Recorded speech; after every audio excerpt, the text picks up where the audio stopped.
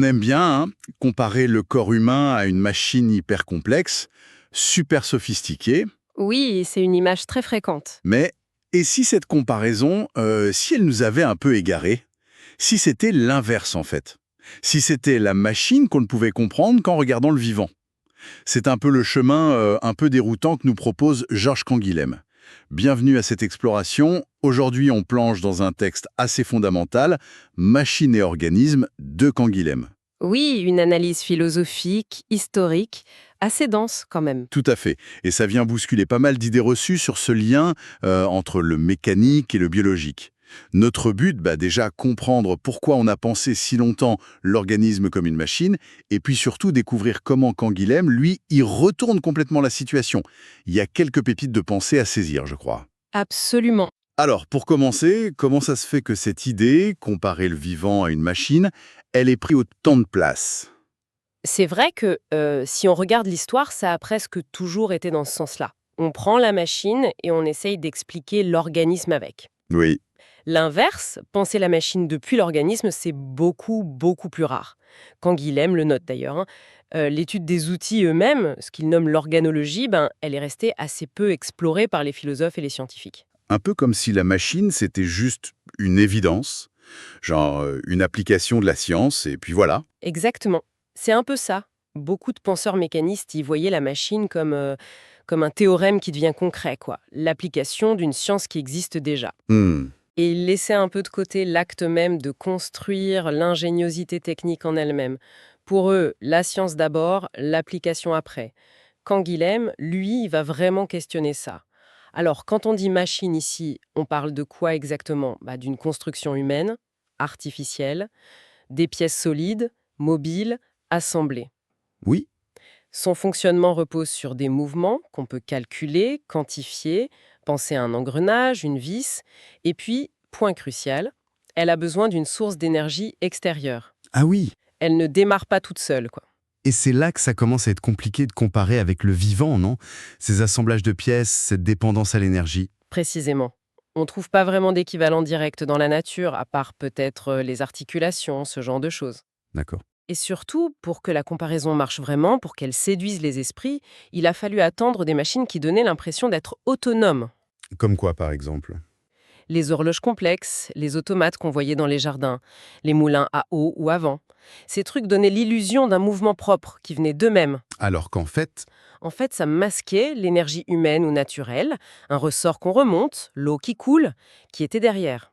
C'est cette apparence d'autonomie qui a permis de dire « Ah, l'organisme, c'est un peu pareil ». d'accord, je vois. Donc l'innovation technique a comme nourri la métaphore philosophique, scientifique. On a des médecins comme Baglivi, fin 17e, qui faisaient carrément la carte du corps avec des pièces de machine. Le cœur, c'est une pompe, les poumons, des soufflets, l'estomac, une cornue. C'est exactement ça. Ils appliquaient des schémas mécaniques au corps. Et bien sûr, la grande figure qu'on cite toujours, c'est Descartes. Oui, l'animal-machine. Voilà. Même si, quand Guillaume rappelle, et c'est juste qu'Aristote déjà faisait des parallèles entre les organes et les organas, les machines de guerre, mais la grosse différence, c'est que chez Aristote, il y a l'âme qui met tout ça en mouvement. Chez Descartes, le mécanisme prend une place beaucoup plus centrale. Justement, Descartes, pourquoi cette théorie de l'animal-machine, elle explose avec lui au début du XVIIe siècle? C'est juste une idée philosophique qui lui est venue comme ça, ou il y a un contexte plus large? Alors, quand Guillaume explore plusieurs pistes pour comprendre ce contexte socio-historique, il avoue lui-même que le lien reste un peu obscur, hein. D'accord? Certains ont parlé de l'héritage antique, du mépris pour le travail manuel lié à l'esclavage. D'autres ont évoqué le rôle du christianisme, l'idée que l'homme peut dominer et exploiter la nature. Des théories qui ont été pas mal débattues, si je me souviens bien de mes lectures. Oui, tout à fait. Et Canguilhem les présente, mais avec les critiques. Une thèse qui a eu pas mal d'écho, c'est celle de Borkenau. Il lie le mécanisme à l'essor de la manufacture, à cette nouvelle façon de découper et quantifier le travail. Et quand Guillaume, il en pense quoi? Il semble plus pencher vers la critique faite par Grossman. Pour Grossman, ce n'est pas tant l'organisation du travail dans la manufacture qui est clé, mais plutôt la présence de plus en plus massive des machines elles-mêmes dès la Renaissance. Ah, intéressant. Selon cette vision, Descartes n'a pas juste reflété une idéologie économique. Il a consciemment rationalisé une pratique technique, une vision mécaniste qu'il voyait se développer. Il s'intéressait de près aux horloges, aux automates, aux machines de levage. Ok, donc c'est plus l'essor de la technologie elle-même qui a influencé directement sa pensée. Bon, alors plongeons un peu dans ce mécanisme cartésien. Comment Canguilhem l'analyse, lui? Alors, chez Descartes, cette théorie de l'animal-machine, elle est vraiment liée à sa grande distinction. D'un côté, l'âme, la pensée, le jugement, et de l'autre, le corps, la matière étendue. Le fameux « je pense donc je suis ». Exactement. Et comme les animaux, selon lui, ne montrent pas de signes de pensée réels, pas de langage complexe, pas d'invention technique qui prouve un jugement, eh bien, ils n'ont pas d'âme pensante. Donc, ils sont comme des machines très perfectionnées, certes, mais des machines quand même. Mais attention, ça vaut à dire qu'il les voyait comme des cailloux inertes. Non, non, et ça c'est une nuance importante que Canguilhem souligne. Descartes ne leur refuse pas la vie au sens biologique. La chaleur, le mouvement du cœur, tout ça. Il ne leur refuse même pas une forme de sensibilité liée aux organes. Ce qu'il leur refuse, c'est l'âme immatérielle, la conscience de soi, la réflexion. D'accord. Mais Canguilhem pointe aussi une dimension, disons, plus pragmatique. En dévalorisant l'animal, en le réduisant à une machine, ça justifie plus facilement son utilisation par l'homme. Ah oui. Il cite Descartes lui-même qui dit que son opinion absout l'homme du soupçon de crime lorsqu'il mange ou tue les animaux. C'est une sorte de justification philosophique pour l'exploitation du vivant, une mécanisation au service des fins humaines. Et comment Descartes décrit ce corps-machine concrètement? Dans son traité de l'homme, l'image est assez frappante. Il imagine Dieu comme un super artisan qui fabrique une statue ou machine de terre à notre image. Une sorte de golem? Un peu, oui. Et Dieu y place toutes les pièces, tous les mécanismes nécessaires pour marcher, manger, respirer. Il fait explicitement la comparaison avec les horloges, les fontaines artificielles des jardins de l'époque. Mais là où Canguilhem met vraiment le doigt sur quelque chose, c'est sur les présupposés cachés de cette description. Il y en a deux majeurs. Lesquels? Premièrement, il faut postuler l'existence de ce Dieu artisan, ce grand horloger. Deuxièmement, et c'est crucial, il faut postuler qu'il y a un modèle vivant préexistant que Dieu imite. Ah oui, et c'est pas rien. Construction dans l'intention de Dieu. La machine de Descartes, au fond, c'est une reconstruction rationnelle qui fait un peu semblant d'ignorer l'organisme réel, concret qu'elle est censée expliquer. Très intéressant ça. Donc le mécanisme cartésien, il n'évacue pas la finalité. Il la met en amont, dans l'idée du constructeur. Exactement. Et quand Guillaume dit que Descartes, en fait, il remplace une vieille image de l'homme, ce qu'il appelle un anthropomorphisme politique, où l'âme commande le corps comme un roi commande ses sujets, Oui. il remplace ça par une image plus moderne pour son temps, un anthropomorphisme technologique. Le corps est une horloge avec ses rouages, son mécanisme, mais ça reste une projection de schémas humains sur le vivant. Et le gros point faible de tout ça, selon Canguilhem, c'est que ça explique peut-être comment un organisme fonctionne une fois qu'il est là, mais ça n'explique absolument pas comment il se construit, comment il se maintient, comment il se répare. Une machine, ça ne fabrique pas une autre machine. Et voilà, on y arrive. C'est là le cœur du raisonnement de Canguilhem, ce fameux renversement. Si on arrêtait de regarder l'organisme avec des lunettes de machine et si on faisait l'inverse, regarder la machine depuis l'organisme. Précisément, c'est le grand basculement qu'il propose. Comparons juste leurs propriétés fondamentales. L'organisme vivant, qu'est-ce qu'il caractérise? L'autoconstruction, l'automaintien, l'autorégulation, l'autoréparation. Oui, une coupure qui cicatrise, la température du corps qui reste stable, Exactement, c'est intrinsèque au vivant. alors que la machine, Elle dépend complètement de l'extérieur. Elle est construite par un savoir-faire humain. Elle a besoin d'entretien constant, de réparation externe. Même les systèmes dits autorégulés les plus sophistiqués, ils ont été conçus, fabriqués et doivent être maintenus par des humains. c'est vrai. Elle fonctionne selon des règles très strictes. Le tout est vraiment la somme des parties. Et elle a des limites très définies par la standardisation, l'interchangeabilité des pièces. Et sur la question du but, de la finalité, on a l'impression qu'une machine, c'est fait pour une tâche bien précise, non? Oui, souvent sa finalité est très directe, très rigide. Un marteau, c'est fait pour planter des clous. L'organisme, lui, il montre une flexibilité assez étonnante. Comment ça? Pensez à la plasticité du cerveau. Une fonction perdue suite à une lésion peut parfois être récupérée par une autre zone. Ou bien les organes qui peuvent avoir plusieurs rôles. On a découvert tardivement que l'estomac jouait un rôle dans la fabrication du sang, par exemple. Ah oui. Canguilhem cite même une expérience assez folle sur une lapine. Un morceau d'intestin greffé a pu, dans certaines conditions, se comporter comme un utérus et permettre une gestation. Incroyable. Ça montre une polyvalence, une sorte de jeu, comme dit Canguilhem, une ouverture à des potentialités qu'on ne trouve pas dans la machine standardisée qui est faite pour un usage unique et optimisé. La vie serait donc moins mécanique, moins déterminée et plus expérimentale en quelque sorte? C'est tout à fait l'idée. La vie, elle improvise, elle essaye, elle fait des erreurs. C'est d'ailleurs ce qui rend possible ce qu'on appelle la monstruosité, l'anomalie, la variation. Chose qu'on ne voit pas avec les machines. Exactement. Il n'y a pas de machine monstrueuse au sens biologique. Pas de pathologie intrinsèque à la machine comme il y a des maladies pour le vivant. La distinction même entre le normal et le pathologique, elle n'a de sens que pour l'organisme vivant. Et est-ce que la biologie, les découvertes scientifiques, confirment cette idée d'une organisation plus souple, moins mécanique? Absolument. Canguilhem s'appuie beaucoup sur ce qu'on découvrait en embryologie expérimentale à son époque. Les travaux de Driesch, de Spemann. Les expériences sur les œufs d'oursin, c'est ça? Oui, entre autres, elles sont très parlantes. Si on prend un embryon d'oursin à un stade très précoce et qu'on sépare ses premières cellules, eh bien chaque cellule isolée peut redonner un embryon complet, mais plus petit. Ah ouais? Et inversement, si on fusionne deux jeunes embryons, on n'obtient pas un monstre à deux têtes, mais un seul embryon, juste plus grand, mais normalement constitué. C'est fou. Ça montre une capacité de régulation absolument incroyable.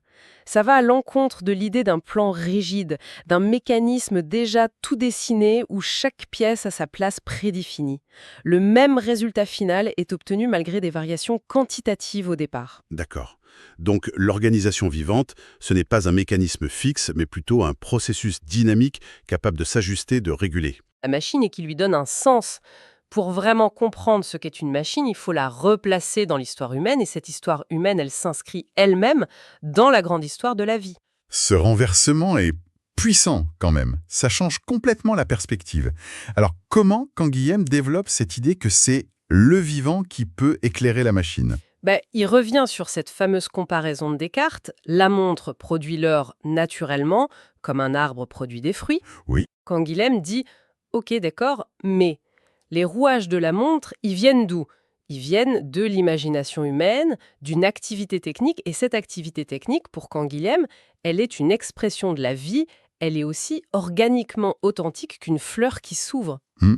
Et surtout, cette activité technique, la fabrication d'outils, de machines, elle a très souvent précédé la science théorique qui a essayé de l'expliquer après coup. L'outil avant la théorie, en gros. Souvent, oui. D'ailleurs, Kant l'a déjà un peu pointé dans sa critique de la faculté de juger. Il faisait une distinction très nette entre la machine et l'organisme. Ah oui. Pour lui, dans une machine, les parties existent pour les autres. Elles servent au fonctionnement de l'ensemble, mais pas par les autres. Une pièce ne produit pas une autre pièce.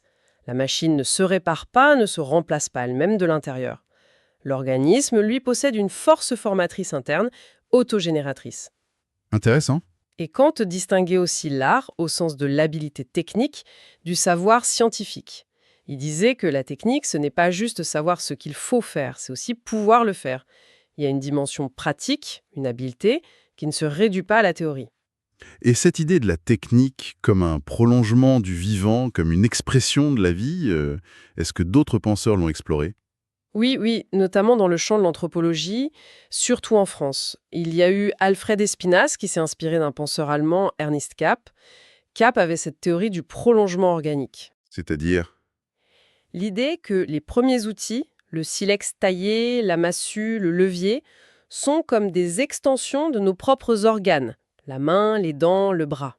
Bon, ça a ses limites, difficile d'expliquer le feu ou la roue comme ça. Oui, forcément.